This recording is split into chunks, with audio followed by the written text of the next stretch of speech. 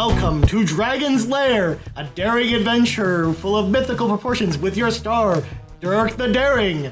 I'm one of your hosts, Ryan Turford, alongside the Ghost of the Most, Drew McMillan. I didn't know we were going to do this. I mean, you know what? I pulled out my Sega CD yesterday to play some Dragon's Lair. It was very exciting because I have the Sega CD version of Dragon's Lair. It's still great. Great. You're not playing it the way it was meant to be played, though. No, it's not. On Laserdisc. Of course, because that's the best mod. That was the original. That was the original media that was played inside the arcade cabinet. Yeah. Was a Laserdisc. The best part about playing the Sega CD version is it's literally like playing like the video CD. Do you remember video CDs, Drew? Oh, I remember video CDs. Yeah, it was like playing the video CD version. They were real bad. It still works. It's still great. Yeah, it's still a game, but like the compression is. Also, they do this weird thing where, you know, have you ever played the arcade version of Dragon's Lair? Oh, yeah, lots. So you know how, like, it randomizes the rooms? Yes. And then there's, like, kind of an order you're supposed to go in? Yeah. In the Sega CD version, it doesn't do that. It just does all of the rooms in a set order all the way through. So you can actually progress through the game. You can predict. You can sit there with, like, a list and know when you're going to have to tap left on the stick. For those of you who don't know how Dragon's Lair worked, it was a full motion video game in the sense that it was hand-drawn animation. But by Don Bluth, the animator of Five Will Goes West. Yeah, and a bunch of other people. The Land Before Time. Worked for Disney for a while, notoriously Black Cauldron. Yeah. And the idea was, like, as you were approaching, well, you watch this animation, and as Dirk the Daring approached some thing, either like a pit of snakes or a skeleton creature or something, it would give you a button prompt that you were supposed to hit at the right time. And it could be like joystick to the left or the jump button. It's only movement, and then you have one button. What was the action button, right? Yeah.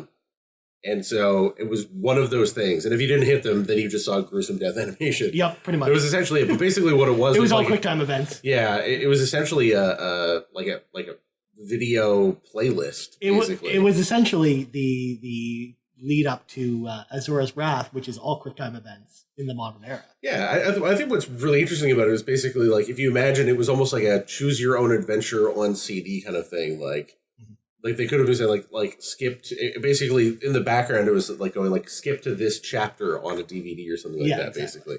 It was really kind of neat. There was nothing else like it at the time, for sure. Definitely not. And then they did another one.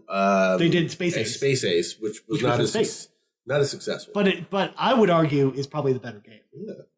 And then, of course, they had Dragon's Lair 2, and that wasn't as good. Anyways, that's enough Dragon's Lair talk. Of course, you're listening to the Game Moose podcast. You can hear us each and every week on Monday at noon Eastern Standard Time over on game-moose.com, as well as podcast services around the globe, including Spreaker and Apple Podcasts, all that good stuff. If you like what we do, please rate us, subscribe to our podcast, all that awesome stuff. Leave us a review if you like what we do as well. We would love to hear from you. Last but not least, you can find us on Facebook at facebook.com/GameMoose and on Twitter at game_moose_cast. Drew, on today's show, we're going to talk all about games we've been playing because it's that time of year. Games are coming out. We're 1 week away from Red Dead. In fact, this episode launches the Monday of the week Red Dead comes out. Yeah. So we will not have anything to say about that today. Or, I don't know, actually, before we get into the show proper, Drew, I told you this the other day, but I feel like I need to put it on the record for everyone to hear. Yeah. I will not be playing Red Dead at launch. I don't know. I might. I'm not sure. Yeah? You're on the fence? I don't know. I got a bunch of other stuff to play. Yeah. And it hasn't really... I mean, I love the last Red Dead. It was a really cool game. But it hasn't really sort of captured my imagination. I don't know. It's one of those games where you just kind of have to play. Yeah. Right? Like, I've avoided... After a certain point, like I saw the initial trailer and I was like, okay, it looks really pretty, but it's going to be Red Dead. Yeah. So, I'll play it when I'm ready to play it. I kind of feel like that. I don't feel like an urge to play it right away. Yeah. I feel like it's a known quantity where I know it's going to be good. Yeah. But we've talked about it on the show. In fact, more on older episodes of Game Moose. Myself personally, I get open world fatigue very easily. In fact, more so than a lot of other people. So I just came off a giant open world game that I loved, which is Assassin's Creed Odyssey. So it's tough for me to get excited about another giant open world game so soon after I finish that game. Yeah. So for me, it doesn't make sense for me to jump into right away. And I'm kind of in the same position as you, where I have lots of games. I haven't played yet. I haven't played Spider-Man yet. I haven't played I I've started playing Valkyria Chronicles, and we'll talk about that on the show. That's the big game I'm doing right now. But there's lots of stuff I haven't even finished or played yet. So yeah, I haven't played Spider-Man. Like, there's a bunch of stuff on my list for sure. Yeah, like Red Dead's probably going to be a big November game for me. I'm going to play it in November since I'm probably not going to play Fallout, whereas I know you're excited for Fallout. Or at least, of the three of us, you're probably the most excited about Fallout. Yeah, I'm hesitantly excited for Fallout. The notion of like it being Fallout being this big empty world kind of I like and I don't like. I don't know. We'll see. Yeah, I don't know. I don't know what to say. There are things about it that I think are really cool. I love the Fallout universe. I love the things that Bethesda has done with it. So, it could be cool and it could be not cool. No, I could be a failed experiment, but those guys tend to know what they're doing. Yeah, like I feel like they wouldn't be going in this direction if they didn't think it would work. Yeah, especially with the franchise like Fallout. As a matter of fact, I say like Fallout 4 was probably the weakest game that they've done in the last like 8 years. Yeah. Well, they only released 2 games, Drew, in that time span. Yeah, and well, no, they've released a bunch of other content too, though. Don't forget Fallout Shelter, Ryan. Oh, how could I forget? Yeah, I actually did forget about Fallout Shelter. I forgot that that's a Bethesda proper game. I've been watching the no-clip doc on Fallout Shelter and like the whole history of Bethesda. It's very interesting. Nice, but Fallout. I think Fallout 4, like the biggest problem with Fallout 4 was it didn't have enough content, and Fallout 4. The reason why is because the entire multiplayer mode was cut from it to turn it into Fallout 76. Right. And so it was like half a game. Yeah. But yeah, that was the original pitch, was they wanted to do multiplayer for Fallout 4, and it was going to be Fallout 76. Yeah. So. Cool. Yeah. Well, speaking of Red Dead, Drew, we got some troubling news this week, and I feel like this is like become a reoccurring theme for us, which is crunch in the industry. Well, I mean, it's not just a reoccurring theme for us; it's a reoccurring theme for everybody. Yeah, for sure. It is at the top of a lot of headlines because it's a problem that's been a part of the industry for a very long time, and we're finally hearing people speak up about this. Yeah, or at least enough events have happened. Things were quiet for a while, right? Do you remember EA's spouse? Yes, I do. Yeah, there was a letter that was written years ago, and it was basically it was a woman who was the wife of an employee for EA years ago, and she was really frustrated that she didn't get to see her spouse very much. Mm-hmm. So she penned this sort of like open letter, and it got posted around the internet like way back in God, I want to say it was 98 or something like that. And then sort of stories of crunch kind of like got a little quiet for a while. Mm-hmm. And then they sort of like ebb and flow, and I feel like we're at like one of those high times. Yeah. And a lot of people are talking about like, hey, maybe it's time for, again, a review of the labor rights position of people who work in games. Yeah. But so what happened with Red Dead, though? What happened at Rockstar? Well, I'm glad you asked, because in an interview with New York Magazine this week, Dan Houser, of course, one of the Houser brothers, and the heads of Rockstar. Famously, like, very unavailable. Like, these guys don't do interviews. No. Nobody knows what they look like. They're weird dudes. They're very shadowy people. They don't do public appearances. They're quite notorious. To be fair, that's almost like all of Rockstar employees are kind of like that too. But I mean that's the culture that the Housers have maintained for a long time. Mm-hmm. And as a matter of fact, there was a big story with basically like the guy who ran all of their games. There was the genius behind a lot of them, mm-hmm. and he was the person who pushed really hard for Grand Theft Auto Online, for example, and everyone else was really skeptical. And boy, do they feel silly now, because he has since left the company, and Rockstar's kind of in this weird place. Mm-hmm. So it'll be interesting to see, especially what Red Dead's like with his absence. Yeah. So, anyways, so we got this quote from Dan Houser during the interview with New York Magazine, and I'm just going to read the whole thing. The polishing, rewrites, and re-edits Rockstar does are immense. We were working 100-hour weeks several times in 2018, Dan says. The finished game includes 300,000 animations, 500,000 lines of dialogue, and many more lines of code. Even with each Red Dead Redemption 2 trailer and TV commercial, we probably made about 70 versions, which for people who work in the media creation industry, Drew, that's a lot of trailers. That's a lot of different versions to cut, essentially. Yeah. But the editors make several hundred of these trailers. Sam and I will both make lots of suggestions, as will other members of the team. So basically, he talked in the interview almost like a point of pride when discussing how much work goes into a game like Red Dead, where he was talking about how they were working 100-hour weeks multiple times during 2018. Yeah. In order to basically break down what a 100-hour week would entail, that's basically working 14 hours a day, 7 days a week. Yeah. That's nuts. Which is crazy. That's insane. Yeah. Without any breaks, that's crazy. Yeah. Yeah, I would lose my mind. I don't know. Like, we've both worked in the film industry, and the film industry is notorious for doing days that long. Yeah. But not for that long in a row. Sometimes, though, to be fair, sometimes you'll do 14-hour days for like 2 weeks straight, but then you'll be off for like 6 weeks. So that's also assuming, too, that those are split between the 7 days and not just, hey, you're at the office for 20 hours today. Yeah. Like sleeping on the couch, essentially. Which is crazy. And again, we've done that here at work. Yep. You and I have both done that. But then again, those are extraordinary circumstances. Yeah. That wasn't like normal course of business. That was like something insane is happening and there's like a snowstorm coming or something like that. And leaving the building would be impossible. Right. But on top of that, we were paid really well to do that. Yeah. It's not like we weren't compensated. Yeah. There is an indication here that these guys aren't making overtime. Like this is the expectation is just, no, you just make either they're salaried employees, which is extra scary, or this is just how much money they make. Yeah. Now, shout out to my brother, Kyle.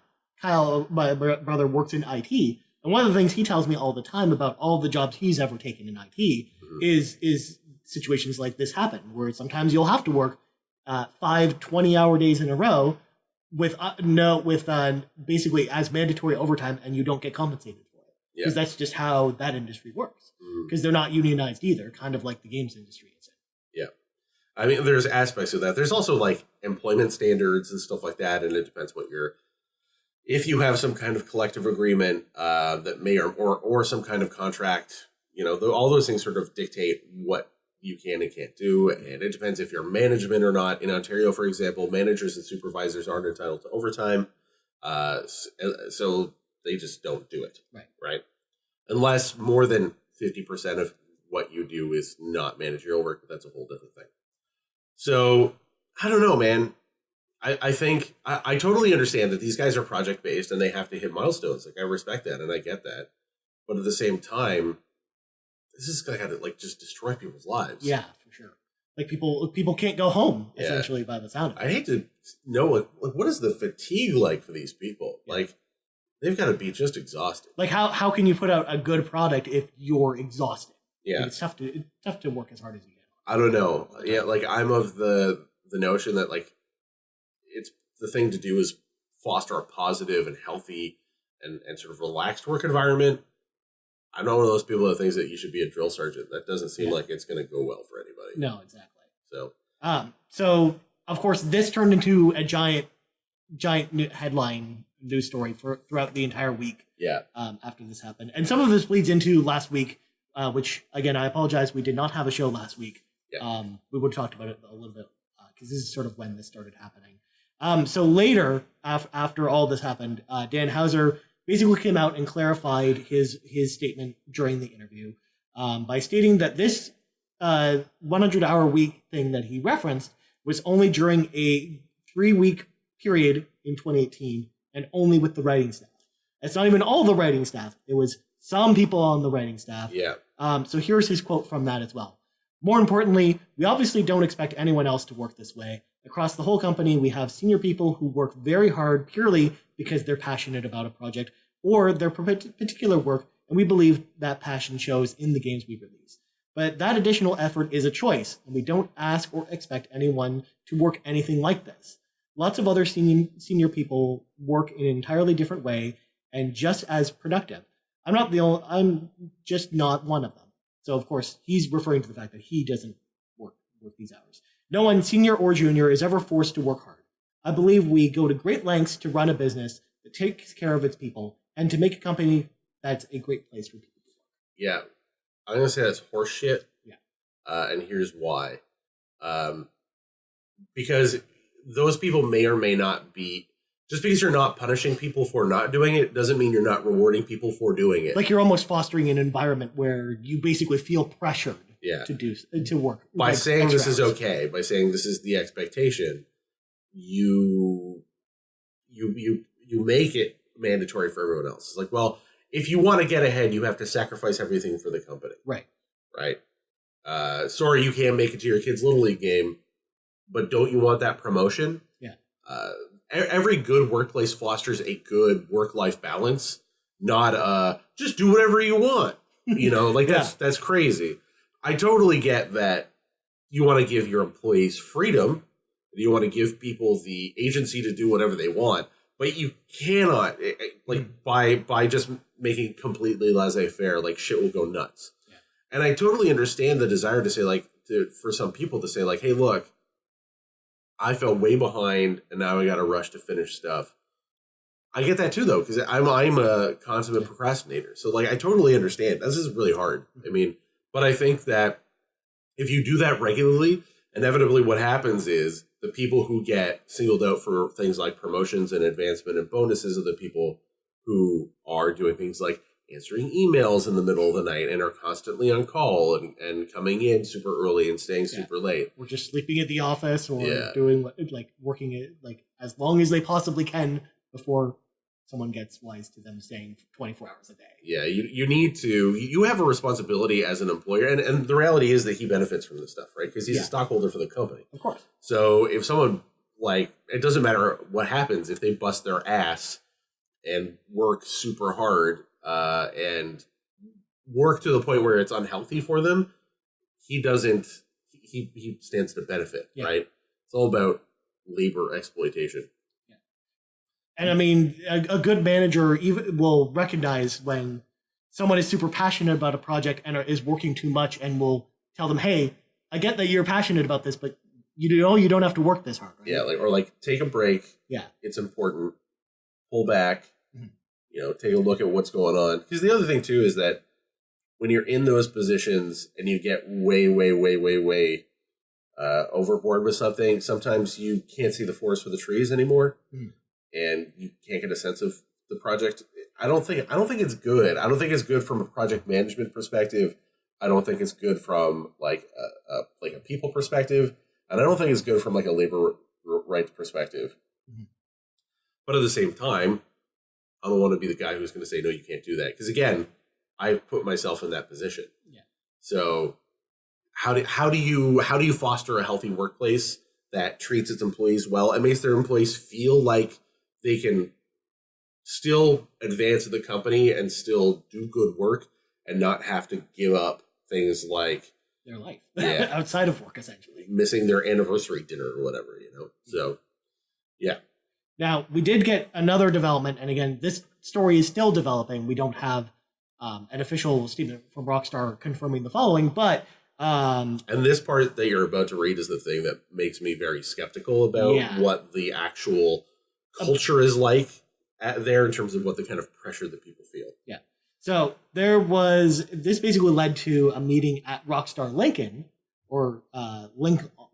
I don't know how it's pronounced. Anyways, it's one of their UK studios. Right. Basically. Lincolnshire. Jesus Christ. Who knows? So there was an internal meeting at the company, and according to an anonymous poster on Reddit, who the heads of Reddit have verified that this is an actual Rockstar employee. Yeah, they don't want to be named. Right. So they're maintaining their anonymity, but they have verified that they are a legitimate employee. Exactly. Stated that, and during the meeting, it was stated that overtime is no longer mandatory, but it is now optional. So it was mandatory at one point. Yeah, it sounds like it. Yeah. Or at least at this particular studio, which was working on Red Dead. Yeah. Who knows? The Hausers aren't at that exact studio. Right. So they might have a different culture there, but because they don't. Maybe all the offshoot studios have different cultures or something. Well, I mean, guaranteed they do to some degree, but I would not be surprised if that absolutely was the situation where the expectation of crunch and stuff, because we know that this is just an industry thing. Yeah. It's more than just a Rockstar thing. It's more than just a Rockstar London thing. It's more than just any of their satellite offices. It's an industry problem. Mm-hmm. So, and it's been a problem for a long time. We're just people don't want to risk their jobs to talk about it, and that's understandable. But people are incredibly passionate about working in the games industry. Like, I can tell you this right now: if you're interested in making a lot of money, don't get into making video games. It is not a lucrative career in that sense. Yeah, the people who make a lot of money are not. It's all the CEOs are senior people essentially. Yeah, and even at that, like, it's very, very rare for people to just join the company as a tester and become a CEO. Yeah, right. The vast majority of the time, you're going to be working as a developer or a sound designer or a tester or whatever. Yeah. And you'll hit sort of a senior position in that, and then that's kind of it, unless you transition into management. But even at that, like, when you compare what management at those places, what kind of money they make, and you compare that to other places, not a lot. No. I mean, just to give you a sense of what the industry is like, like, we talked to the narrative designer for Assassin's Creed. Yeah. She was an intern like 3 years ago. Yeah. Right. Not too long ago. It's a young workforce, and a lot of those people are willing to make sacrifices. Yeah. Totally understand why. Especially since we come from an industry, you and I, from an industry of passion. The reason people are in the process of media creation, whether it's video games or TV or movies or whatever, is because they're passionate about it. A lot of people love not it. to make money. Yeah, you don't get into it to make $1 million. No. And so the end result of that is it makes it easy for people to take advantage of people. Yeah. Whether by accident or on purpose, right? It makes it easy to create a situation where it's easy to exploit those people, either by turning a blind eye or by actively leveraging that. And, you hear stories about, like, things like testers working until, like, 4 a.m. every day, and the same pizza being ordered for those people every day. Like, this is just status quo. This is how it goes. People work the floor at E3, so they go in, they get in there at 6 a.m., they work at the booths until 6 p.m., and then they go to an industry dinner with a bunch of people and have to be nice and rub elbows, and then they're done at 9 p.m. They essentially get paid in free stuff. Yeah, and they crash out, and then they're up the next morning and doing it again. Yeah, because I did a radio co-op in high school. Yeah, and that was the first thing I learned when I started the co-op is three quarters of the people who worked at the radio station didn't even get paid. They got paid in free stuff. Yeah. They're all volunteers. Yeah, and a lot of, especially northern radio stations here in Canada are like that. Yeah, a lot of people don't get paid. It's just they just come in because they want to. They get. Mm-hmm. And I mean, you would compare that to things like cable access and stuff like that. But at the same time, people deserve to be paid a living wage, man. Yeah. Well, especially since a lot of these studios are in places like San Francisco, or that are really expensive to live in. So it makes it tough to not want to work crazy hours because you have to make ends meet, but also you're passionate about your job. So I still really wonder how this is going to develop, or how this is going to change anything. Will this change anything? Yeah. Does this mean because I think this is really opened a lot of people's eyes to this more than I feel like this story in particular, from the response I'm seeing, is probably the biggest response I've seen to a story about crunch. Yeah. So I'm wondering if this means maybe this is the start of people banding together, or people just going to get taken advantage of. Well, I think it comes at a good time. We compare this to Telltale. Right? Mm-hmm. Telltale is sort of like a timely thing to happen as well. Yeah, that just happened a few weeks ago. Where they talk about how, again, same sort of thing. They work crazy hours. The studio was generally mismanaged. People were forced to work insanely hard and never left the studio, and the families never saw them. So I feel like there's like we're on a roll with this sort of thing. Like, there's been a lot of stories kind of hitting all at once, and we might see sort of a culture shift. I know that last GDC, there were some representatives that were talking about unionization. Yeah. I know that there was like a Polish studio, I think. I say that and then naturally I think maybe it was the Witcher studio, but I don't think it was them. and they were bragging about the hours that they were working, and then they got immediately slammed for it. They went, no, we just for like this week or whatever, or it was optional, whatever the bullshit line they came up, quote unquote optional. Yeah. So this is just one thing after the other, after the other, after the other, and it's not just crunch specifically. It's just about it's about labor rights, in the games industry. So it really sucks because, like I said, like people don't get paid a living wage. People feel like they have to sacrifice everything. As a consequence, that means that those jobs are only accessible to either people, again, who are willing to sacrifice everything or are already wealthy. Yeah. Right? I mean, we have that here all the time as well in the media industry. You're always running into people that have what we call, they're on a trust fund internship, right? Yeah. They can work for free on sets or at studios or for television stations because they come from having money anyway. So it doesn't matter to them. It's not of any consequence. Their rent's being paid. Yeah. They don't care. Right? Yeah, they're not using this to rely on their living, essentially. Their living wage. Yeah. Yeah. So, yeah, I think that sucks a lot. But also I see the opposite side of it too. People love this stuff and they want to do it. So yeah. I mean, it's hard to tell someone who's really passionate about what they do to stop. Yeah. Or get them to stop anyway. Yeah. You almost have to force them sometimes. Yeah. Cool. Yep.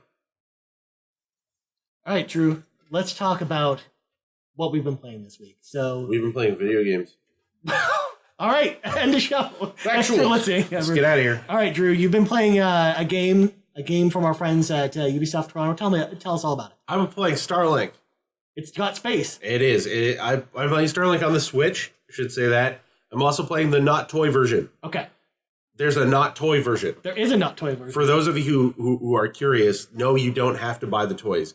You can buy a version of the game that basically has like a digital deluxe edition that has a bunch of the parts and the ships unlocked, and then you can just play with whatever you want. You just hit the menu button, you go in, and you just change stuff. You do not have to have a ship on your little thing. You don't have to have your cool R-Wing figure or anything like that. No. So because I'm playing the Switch version, you get the choice, and I chose to play as Fox. Okay. With an R-Wing, because why the fuck would you not? Are you crazy? It's a lot of fun. It's, first of all, the story is for kids. Yeah. I'll say this right now. Well, it's a Toys to Life game. It plays like a cartoon for kids 8 to 12. It doesn't play like a cartoon for kids that's 8 to 12 that has like mass appeal. I would say that even shows that are like very like boys 8 to 12, the shows like Ben 10. Mm-hmm. Like, I watched that show when I was in my 20s. Like, it had some appeal. You could watch that as not a kid. You kind of enjoy it. And then even at that, then you talk about things like Pixar and stuff like that, where they have, like, this universal appeal, where everyone can just enjoy it. It's got layers. This does not have any layers. Oh. So it's very much for kids. It is very much for kids. You will watch it and go like, this is definitely. Yeah. It's definitely for kids. Okay. And that's okay. I mean, if you go into that with that expectation, you're good. Okay. You're good. But what I will say about the game is that, number one, so far, I'm only a few hours into it. I'm stuck on the first planet. I get the impression that there's more planets. When you kind of look at the map, I think there are more. The most fun I had was playing in sort of like in sort of the six dimensions of movement kind of thing. Front, back, up, down, left, right, diagonal. Like kind of like you'd expect a space fighter to be like an X-Wing. Like a Rogue Squadron or something. Exactly. And then at a certain point, there's a story event that happens like right after the initial mission, and there's a story reason why your ship can't take off anymore. Oh. And that's why you're hovering just over the ground. Well, that's no bueno. Yeah, and that's a lot of the stuff that we played at the demo, and then now this is what I've been playing so far. It has interesting sort of mechanics, though. So one of the things that I encountered was like a boss and as you're fighting it sort of shoots out this line of fire along the ground, and you've got a jump button, so your ship can at least hop off the ground for a little bit. So it's like these like jump jets. How does that? That's weird. Yeah, it's a little weird. Like your ship doesn't have legs. No, but it has little rockets underneath it. Okay. So like it can lift up vertically. So it's like you're playing the game Warhawk, but then your ship is just constantly in hover mode rather than flight mode. Almost exactly like that, yes. Excellent. And you're always like a couple inches off the ground. Again, you can hop. right? So again, this enemy has this like line of fire that's sweeping across the ground, and you need to keep shooting at it to destroy it, but you have to be within a certain range to do that. Right. So you're essentially playing skip rope with this thing, right? As the fire sweeps around, you kind of have to jump over it.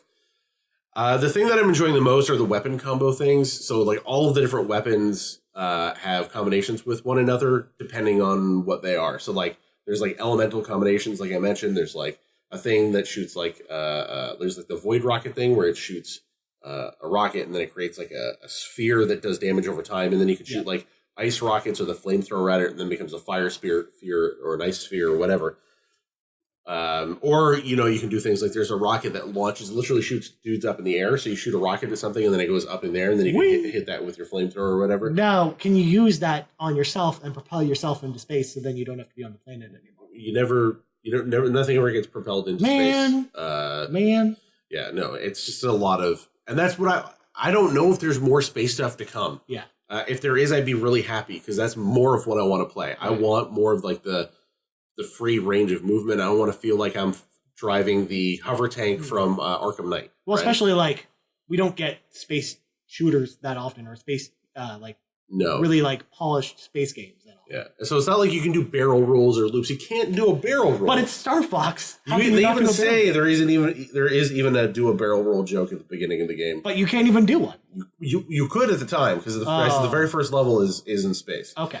But after that, you cannot. You can't do loop-to-loops and stuff like that. All the fun stuff that in my mind I associate with sort of flying video games or, you know, flight-inspired video games. Yeah. Whether it be spaceships or airplanes.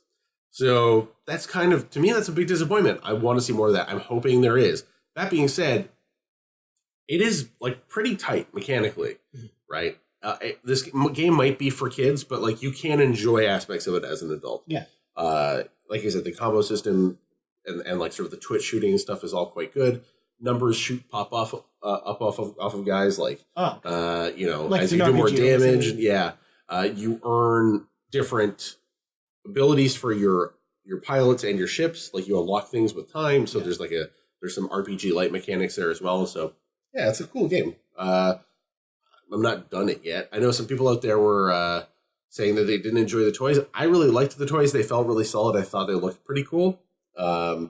But I don't own any, so I can't speak to that. But I don't think there's anything necessarily wrong with them. I think they're more interesting toys than we've gotten than some other Toys to Life things. Yeah. At least they're customizable and have a little bit more utility. Again, you have the pilot, you have the ship, you have the different wings and weapon attachments. So, and it's cool too that like any attachments you put on the plane show up in the game immediately. Whereas it's like not a lot of the other Toys to Life games did something like that. So it's really unique to that genre of game. Because again, we talked about it before with Lego Dimensions. As much as I love that game, I wish I could import my own Lego creations using that game. Like I could rearrange the blocks for I don't know, like wild style, like give her a different outfit or something. Right. No, or you could like build a different vehicle for them or whatever. Yeah, or even customize like the Ecto one with like laser cannons or something. Right, and essentially you can do that here. Right, you can take an R-wing. You can take the wings off of the R-wing and put different wings on them. You can take the missile pods and stuff off of them. As a matter of fact, that's like the first thing you do is that you customize your weapons. So, you know, yeah, it's a cool game. But I don't know. Again, it is a game for kids. It is a Toys to Life game. And I'm still I'm waiting to see what kind of surprises it offers me. It definitely has like an open world kind of vibe to it. So if you're a person who is not into open world games, it's not going to be for you. Yeah. But yeah. No, you can't just do the No Man's Sky thing. You can't just take off into space and then in one seamless transition be in space and then fly down to another planet. I sincerely wish you could. So far, I have not experienced that. Yeah. Maybe you will. I don't know. If only. Yeah. I want more games to do that. Me too. That's all I want to say. Because no other games do that except No Man's Sky. Yeah. Like, that's the whole thing I always wanted Battlefront to do. And it was going to be in the pandemic version of Battlefront 3 before they closed Pandemic. Yeah. And then it never returned in the other Battlefront games. So it makes me sad. Yeah. Yeah. So, Drew, I played a couple games this week. And, you did? I'm going to start with the shorter of the two, which is Jump Force had a beta this week. Jump Force. The Shonen Jump game. Shonen Jump fighting game. Yeah. It was a game that all of us weren't really crazy about the art style or the way the game looked before. Did not look awesome. I mean, we talked about it before a couple times on the show. That being said, I was pleasantly surprised with it. So I got invited to the closed beta, and I'm actually allowed to talk about it, which I'm very thankful for, because a lot of closed betas you sign up for, you're not allowed to talk to them. Like there's an NDA or something. If anything, Bandai Namco wanted us to talk about this game a lot, because they wanted us to post pictures and videos and stuff. So what's cool about the beta is that they had every announced character so far except for Yugi, which sucks because that's the character I want to play the most. Did you play as Naruto? I did play as Naruto. Well, in fact, I gave all the characters at least a run. Oh, because basically the way this game works is it's a 3-on-3 fighting game, kind of like Marvel vs. Capcom. Yeah. Or Dragon Ball FighterZ, where you can choose 3 of your squad members and then switch between them at any time. And each character has their own life bar. Okay. Kind of like Marvel vs. Capcom. Or like King of Fighters or something. Exactly. This reminds me of KOF 99. So there's a lot of strategy with what characters you select. And when you switch them out? Yeah, exactly. Yeah. Which, of course, it was hilarious because I was playing it, but if one of the characters dies, you lose the match. So that's a twist on that one. Okay. Which is hilarious because I would play people online who wouldn't realize this. They didn't realize they could switch to their other characters. So their first character would just die and you just win. Yeah. So who was your favorite team or whatever? And if you can list the other characters. Yeah, so let's talk about the characters that are in this. First of all, from Dragon Ball, we have Goku, Vegeta, and Frieza. Okay. And then we had, from Naruto, Sasuke, and I think that's it. The villain from Naruto hasn't been revealed yet for this game. Okay. Because each series basically has 2 of the heroes and then a villain. Okay. Essentially, that's how they've been assigning it so far. I.e. Goku, Vegeta, Frieza. Yeah. And then One Piece, we had Luffy, Zoro, and then Blackbeard. Right. Blackbeard's obviously the villain. Naturally. Yeah. And then we had the 3 dudes from Hunter x Hunter, like the villain from Hunter x Hunter. I don't remember any of the characters from Hunter x Hunter. Look, so I'm just throwing my arms in the air because I don't. Other than knowing the names of some of these animes and. I've never seen Hunter x Hunter, and I don't know the characters very well. Right. The other character we were missing that was announced was Aizen from Bleach, who's the main villain. But we had Ichigo and Rukia that were playable as well. And those were like all the characters you could play, because those are all the characters they've announced so far. Okay. And what was your go-to team? So my go-to team was Sasuke from Naruto. Okay. Vegeta from Dragon Ball, and then Ichigo from Bleach. Okay. That was my go-to team because they all wreck house, especially Ichigo, which is he was way more powerful than I was expecting him to be. Ichigo is basically a Soul Reaper or a Shinigami who has a cool sword and abilities. It's really cool. He's death. Yeah. So the game itself, the way Jump Force plays, because I know a lot of people want to know a lot about this game. First of all, I think it was number 4 on the most searched games of 2018 so far on Google. Right. The game plays a lot like the Naruto third-person fighting games. Okay. So the Ninja Storm games. It's being developed by Spike Chunsoft, who are the Danganronpa developers. Oh, that's right. But they also have a fighting game studio that does all the One Piece fighting games that are similar to the Naruto fighting games. And they all kind of work the same way. So basically what that means is you've got a third-person fixed camera on your opponent, but then you can break that at any time to sort of run around the field however you want. And it was a lot of fun. Like I didn't run into any bugs during the beta. It was all online, so I didn't get to play any of the. You could do skirmishes against the computer, but I just wanted to play against people because I thought it'd be fun. And yeah, I had a ton of fun with it. It was really smooth for a beta. I think the visual look that we didn't like at the time grew on me the more I played it. Okay. Where like it actually was kind of cool to see these characters in like the real world, and you can completely destroy the environments. It's like if you launch a Kamehameha against the ground, like Goku's attack, it will just destroy all the buildings and stuff. It's awesome. The lazy beam that comes from his hands. Yes. Yeah. Exactly. Can he throw a spirit bomb? That is actually his ultimate move, is the spirit bomb. Because it's weird with the Dragon Ball characters, because Goku and Vegeta can't go Super Saiyan. They're normal counterparts. So Goku doesn't do some of his bigger moves, and same with Vegeta, they're like basically the classic versions of Goku and Vegeta from the beginning of Dragon Ball Z. Right. There's no Mega Kamehameha or... No, there's a Mega Spirit Bomb. Oh. There's Vegeta does the Final Flash, that's his big move, but he also does the Gallic Gun, which is like his reverse Kamehameha that he does in the air. It's purple. That's how you can tell the difference between that and the Kamehameha. Of course. Yeah. Right, naturally. Clearly. I got as far as the Android Saga, so I don't know what the fuck you're talking about. But these are all things that happen at the beginning of Dragon Ball Z. or close to it. The Gallic Gun is his attack he uses on Goku in the Saiyan Saga, which is in the Does first he name 30 it? episode. Yeah. I don't remember. Yeah. Fair enough. All right. Yeah. So yeah, it's really cool. Like if you're someone who liked the Naruto fighting games or the One Piece fighting games, I think you'll really enjoy this. Also, I realized I just started collecting Ban Presto anime figures, which are like these anime statues. Yeah. You would have seen them on my unboxing of Lutaku, which there'll be another one coming soon for that, so look out for that on the channel. But that's the art style they use for the game. So I kind of understand why the characters look the way they do, because that's how the Ban Presto, which is like Ban Presto, for those who don't know, is like basically what's considered as the top dog for anime figures. Like they're like the cream of the crop anime figures essentially. Okay. So they have like a specific look they go for, and that's the look they go for in this game. And Ban Presto is owned by Bandai, which developed this game. So if we put 2 and 2 together, it kind of naturally, of course. Ryan, I have some other exciting. All right, here we go. News. I'm excited. Are you ready? Yeah. Funimation is pulling out of Crunchyroll. Yeah. And other streaming services because like Verve, which is like the big conglomerate that basically houses all the anime services on one service. And this is because Funimation was purchased by CBS. Yep. So they're probably going to be going over to their streaming platform. Which makes me sad. Although Funimation has their own streaming platform. Maybe that's it. No, everything's going exclusive. I think everything's going back to just Funimation. Yeah. Specifically. Which is a bummer. I mean, it is, but in a way, the deal didn't make sense. Because in order to either watch subbed or dubbed, you basically subscribe to one service or another. You never subscribe to both. Whereas this time around, now that the subbed anime is coming back to Funimation, I feel like the Funimation subscription is a better deal than it was. So I think it's a better deal for Funimation. Right. In that, basically with the Crunchyroll deal, all that was on Funimation was English dubbed anime, which for a lot of people is not their preferred way of watching it. They want to watch subs. You fucking pleb. Yeah. Subs not dubs. So with the deal reversing, basically all the anime coming back to Funimation, they're now going to be doing subs and dubs for all their series. Okay. Rather than doing just one or the other. That's good. Yeah.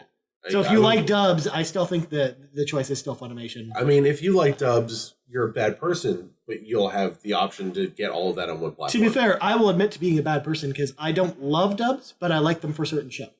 Like any shows that I've started watching dub, I will continue to watch dub. Like, for example, Dragon Ball. Dragon Ball, it's tougher for me to watch sub because I've watched so many episodes dubbed that I don't want to go back to watching it sub. That's fair. You very much get used to it. Like I cannot watch Cowboy Bebop dubbed. If you did that to me, I would kill you. Yeah. And not to say that the voices are bad, but it's just like there's something about the voice actors for Scott Bloom does a good job. He's the voice actor for Spike. Yeah. But the Japanese voice actors are so good on the show. It's just so melodramatic and it's so about like you can tell that the passion is there behind them. Yeah. Whereas a lot of especially Cowboy Bebop, for example, which was recorded like earlier in the dubbing days, like when dubbing was sort of getting started. Well, like, when they were getting a little bit more serious about anime and they weren't doing shit like, well, we'll just take this Japanese animated show, gut it, and turn it into Robotech or or Voltron or whatever, right? Yeah. So, like I think like when Dragon Ball was taken over by Funimation from the Ocean Group, which Canadian group, by the way, out in Vancouver. That's really when that started to change because some of their stuff now, some of their dub stuff like My Hero Academia or Attack on Titan, they actually do a really good job with the dubs. But I still the other thing too is like if you want to do shit like I'm gonna do dishes or like whatever or and you want to have it on in the background, you can't do that. Try playing World of Warcraft while also watching a subbed anime at the same time. Yeah, that's not humanly possible. I mean, maybe. I mean, it's possible. It's not the way to do that. It shouldn't be done. Yeah. So Jump Force, I recommend people keep an eye on it, especially if you like Shonen Jump series like I do. Okay. So the other thing I've been playing, I've been playing a lot of this the last couple days. Valkyria Chronicles 4. This is the game I was super excited about last month when it came out. I remember. But it came out the same day as I got Assassin's Creed. Well, that is so it was tough. So I decided to do the smart thing, which was to put it down until I'd finished Assassin's Creed Odyssey, not Origins. Odyssey, which, by the way, I finished this week. Finally finished it. 92 hours was my final runtime. Wow. And I didn't even finish everything. There's still a lot to do in that game. Yeah, I saw some like ending cutscenes from that game. Interesting. Yeah. Goes places. Yeah. It really does go into. I don't want to spoil anything. No, neither do I. I was just saying, just like it's got cool endings. But by doing that, again, made me interested in the game. Yeah. So nice. Yeah. Anyways, Valkyria Chronicles 4. For those who have missed Valkyria Chronicles in general, it's a strategy role-playing game similar to a game like Fire Emblem, where basically you command troops. You have different units. Yeah. You're on a big map. But instead of it being grid-based like something like Shining Force or Fire Emblem, you take full control of each of the characters in third person, and it basically becomes a third-person shooter with the units you select, essentially. Right. And you can run up, you can line up like headshots on the enemies, and they'll do more damage. Or likewise, there's really interesting dynamics between the way the troops fight versus you've got tanks. Or in this game, they added APCs, where basically you can have troop transports for your troops, which is new. They also added mortar troops, aka grenadiers, to this game, right? Where they carry around like no other weapons except for mortars or grenades, which just adds a new dynamic to the way the game plays. The art itself in the game is gorgeous. It's very much anime style, kind of like the other Valkyria Chronicles games. Yeah. Which, by the way, if you're new to the series, I think that this is actually a perfectly fine starting point. Valkyria Chronicles, all of the games take place during the same war, but kind of like the Final Fantasy series, none of them are really tied together in a way. Right. They basically focus on different aspects of this war between sort of the Imperial Empire and and Gallia, which is like they're like the Allied forces versus the Nazis, essentially. Mm-hmm. And yeah, they do some really interesting things with the story that I won't spoil. And yes, there are lots of feels in this because it is very much, it's not a happy-go-lucky tale. It is very much a war story about soldiers in a war. Right. So there are some ones. You also get a cool dog. You get a corgi by the name of Ragnarok, who's basically one of your soldiers, and he's really, really cool. Yeah, I think that if you really like strategy role-playing games, if you've never played a Valkyria Chronicles game, or if you're looking for a strategy role-playing game on a modern console, I think you should check out Valkyria Chronicles 4. There's a demo for it where the progress, kind of like the Octopath Traveler demo, carries over to the full game. So if you do decide to pick up the full game, you're not starting over. And the demo is pretty meaty. It's like the first 3 hours of the game. That's a lot. Yeah. That's a lot of games. Sega really, really wants you to play this game because it's made by Sega proper. It's one of their first-party IPs. And yeah, I mean, I'm really happy with it so far. I'll give you my final thoughts when I've sort of finished it. But it's a game that I think a lot of people missed last month that I think would really really wow people over. Plus, it's on Switch, so if you want a good portable strategy role-playing game, I can't think of a better one on the console. That's pretty cool. Yeah. Yeah, I mean, especially like, I know I've got some like business travel in my near future where I'm going to probably be on the train for several hours, so it'll be nice to have something where, like, I love that kind of stuff. For those like long trips. Really yeah, between this and Octopath Traveler, like, this has been a great year for RPGs on the go for the Switch. Excellent. Yeah. All right, Drew, we got to talk about something that happened 2 weeks ago.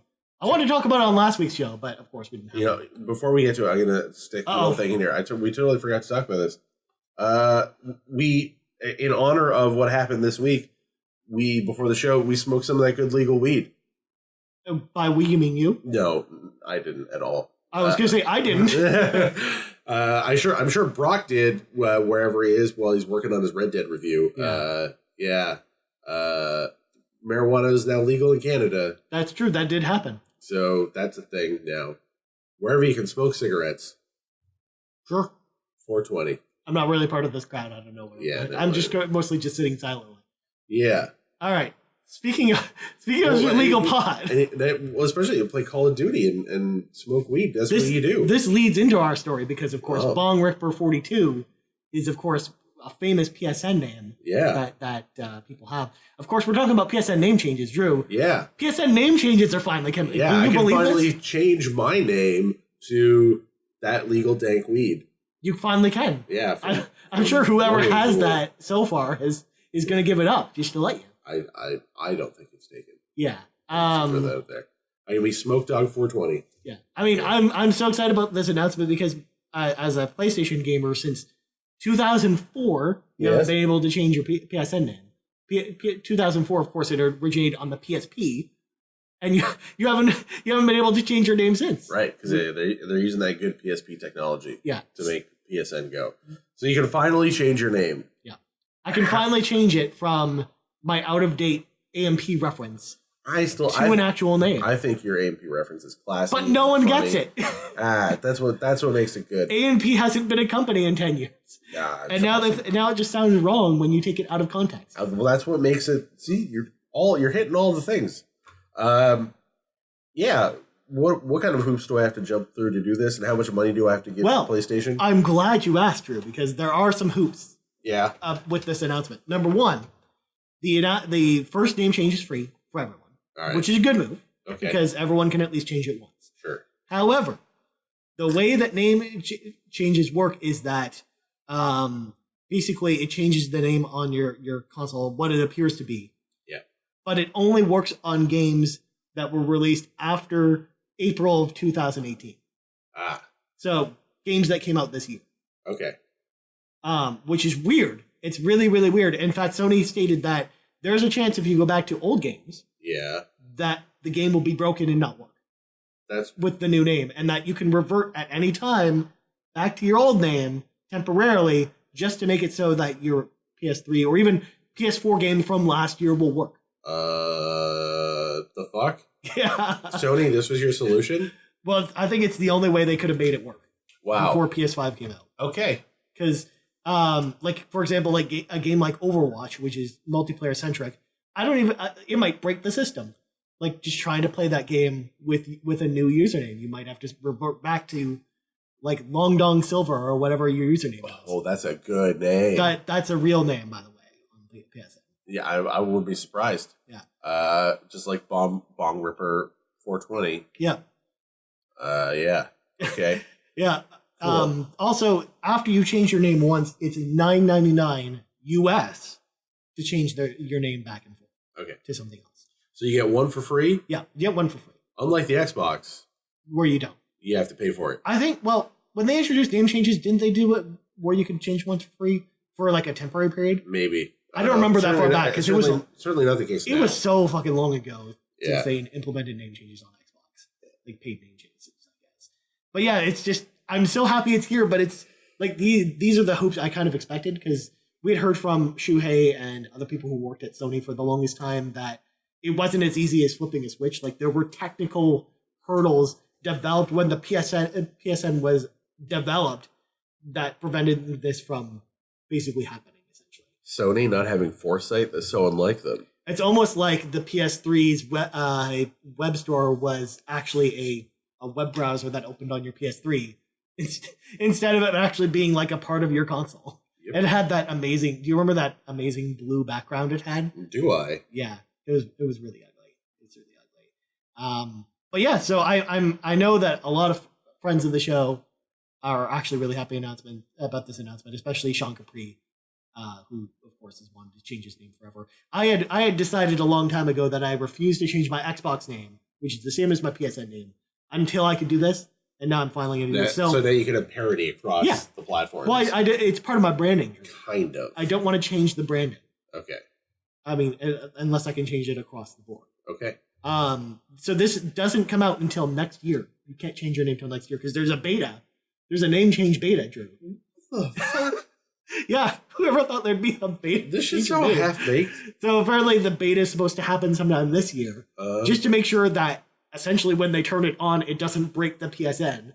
Sure.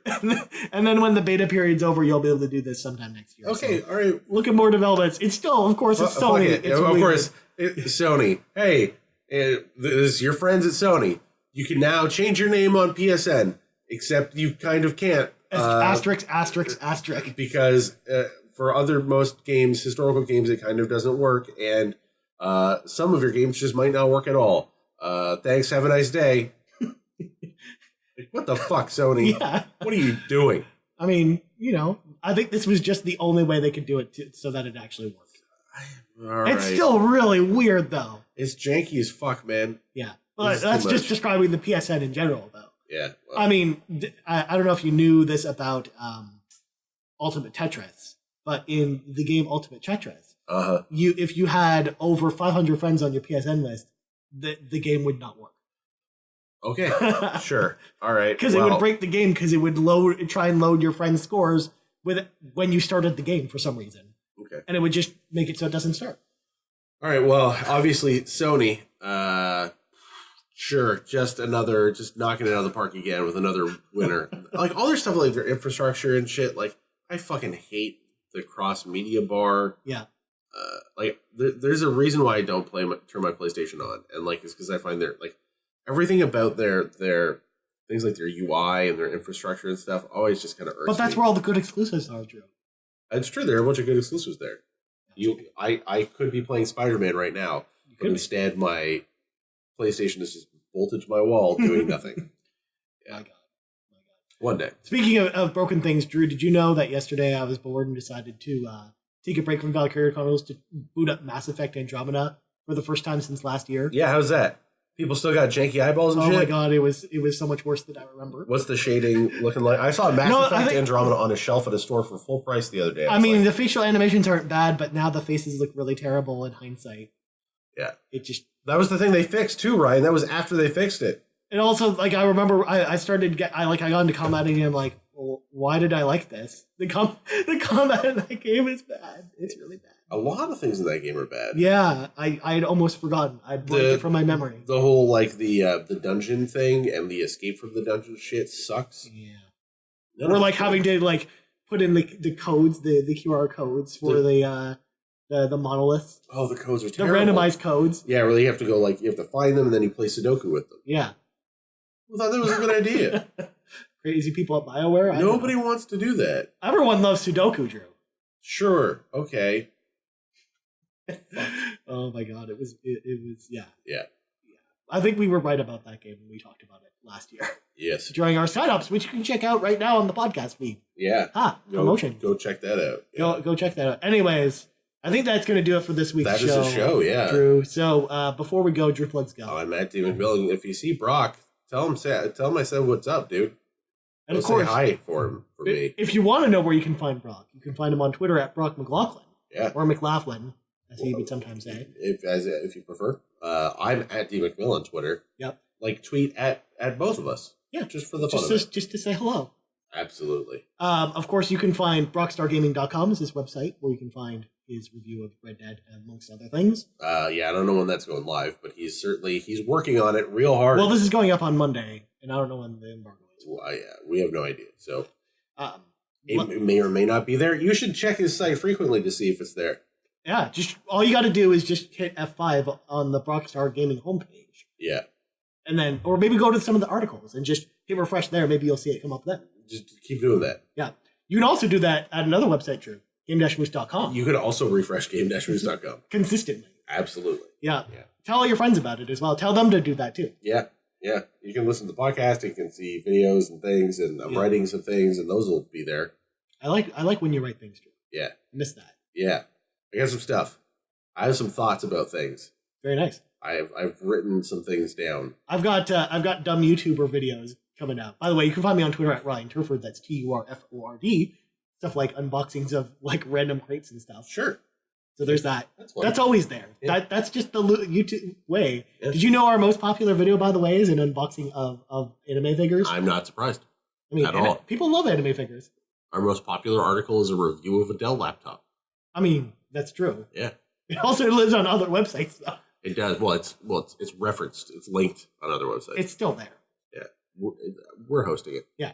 Anyways, you can find us once again on Facebook at facebook.com/GameMoosePodcast. Also on Twitter at Game_Moose_Cast. And as well on podcast services around the globe every Monday at noon Eastern Standard Time.